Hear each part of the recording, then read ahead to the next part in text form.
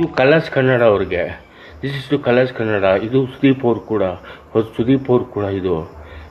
ನನಗೊಂದು ಅವಕಾಶ ಕೊಡಿ ಬಿಗ್ ಬಾಸ್ ಮತ್ತೆ ಬರೋಕ್ಕೆ. ಖಂಡಿತ ನಾನು ಅದು ಉಳಿಸ್ಕೊತೀನಿ. ಯಾವುದೇ ಥರ ಗಲಾಟೆ ಮಾಡಲ್ಲ. ನಾನು ಎಲ್ಲ ಟಾಸ್ಕ್ಗಳು ಮಾಡ್ತೀನಿ. ನನಗೊಂದು ಅವಕಾಶ ಕೊಡಿ ಬಿಗ್ ಬಾಸ್ ಬರೋಕ್ಕೆ. ಒಂದು ದಿನಕ್ಕೆ ಕರೆದು ನಾನು ಬರ್ತೀನಿ, ಒಂದು ವಾರ ಕರೆದು ಬರ್ತೀನಿ, ಅಥವಾ ಫುಲ್ ಇರೋದಕ್ಕೆ ಕರೆದು ನಾನು ಬರ್ತೀನಿ, ಅಥವಾ ನೀವು ಫಿನಾಲೆಗೆ ಕರೆದು ನಾನು ಬರ್ತೀನಿ. ಒಟ್ಟಾಗಿ ನಾನು ಕರೀರಿ.